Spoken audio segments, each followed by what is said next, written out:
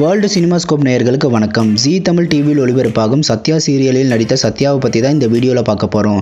இந்த வீடியோக்குள்ளே போகிறதுக்கு முன்னாடி இதுவரைக்கும் வேர்ல்டு சினிமாஸ்கோப் சேனலை சப்ஸ்கிரைப் பண்ணாதவங்க இந்த வீடியோக்கு கீழே இருக்க ரெட் கலர் சப்ஸ்கிரைப் பட்டனை கிளிக் பண்ணி சப்ஸ்கிரைப் பண்ணிக்கோங்க. கூடவே அந்த பெல் பட்டனையும் கிளிக் பண்ணிக்கோங்க.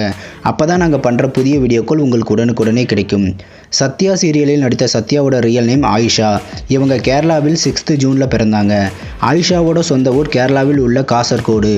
இவங்க தன்னோட கிராஜுவேஷன் முடித்ததுமே மேல் படிப்பிற்காக சென்னை வந்தார். அப்பொழுது ஆயிஷாவின் நண்பர் மூலமாக விஜய் டிவியில் ஒளிபரப்பான ரெடி ஸ்டெடி போ என்கிற ரியாலிட்டி ஷோவில் கலந்து கொள்ளும் வாய்ப்பு கிடைத்தது. அதன் மூலமாக பொன்மகள் வந்தால் சீரியலில் நடிக்கும் வாய்ப்பும் கிடைத்தது.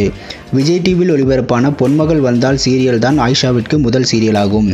முதல் சீரியல்லேயே லீட் ரோலில் நடிக்கும் வாய்ப்பு கிடைத்தது ஆயிஷாவிற்கு.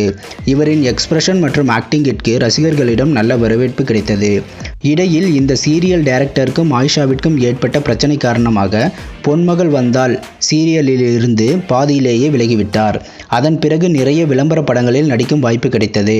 சன் டிவியில் ஒளிபரப்பான மாயா சீரியலில் லீட் ரோலில் நடித்திருந்தார். இந்த சீரியலில் ராணி லக்ஷ்மி பிரபாவதி மற்றும் தர்ஷினி என்ற இரட்டை வேடங்களில் நடித்திருந்தார். இந்த சீரியலும் ஆயிஷாவிற்கு ரசிகர்களிடம் நல்ல வரவேற்பை பெற்று தந்தது.